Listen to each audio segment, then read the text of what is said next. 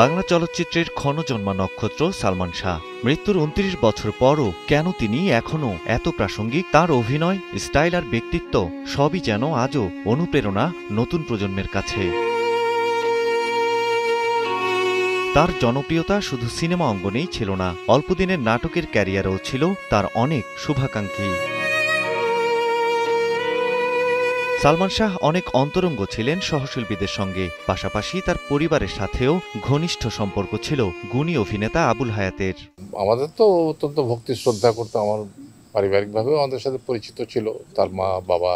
তার আত্মহত্যাই হোক বা হত্যাই হোক, যেটা হোক, খুবই দুঃখজনক ব্যাপার ছিল। এখনো ওটা মনে পড়লে কষ্ট হয়। টানা তৃতীয়বার অর্জন করেছে দেশের সেরা সুপার ব্র্যান্ড স্বীকৃতি বসুন্ধরা টিস্যু।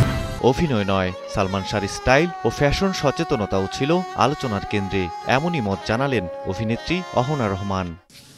বাংলাদেশে যদি আর সালমান শাহ থাকতেন তাহলে বাংলাদেশটা বলিউড হয়ে যেত হয়তো। অবশ্যই এটা যাচাই করা উচিত যে হত্যা না আত্মহত্যা, এটা অবশ্যই ইনভেস্টিগেট করা দরকার। সালমান শাহ ছিল আমাদের স্বপ্নের নায়ক,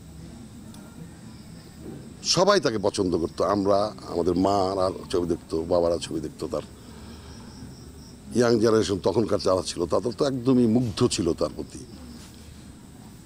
সে অকালে তার মৃত্যু হয়েছে, এটা আমাদের ইন্ডাস্ট্রির জন্য বিশাল এক ক্ষতির বিষয়, এটা অস্বীকার করার কোনো জায়গা নাই। সালমান শাহ নেই, কিন্তু তার স্মৃতি আজও রয়ে গেছে পর্দার প্রতিটি ফ্রেমে। প্রজন্ম পেরিয়ে তার জনপ্রিয়তা প্রমাণ করে সত্যিকারের তারকারা কখনো হারিয়ে যান না, তারা থেকে যান মানুষের হৃদয়ে।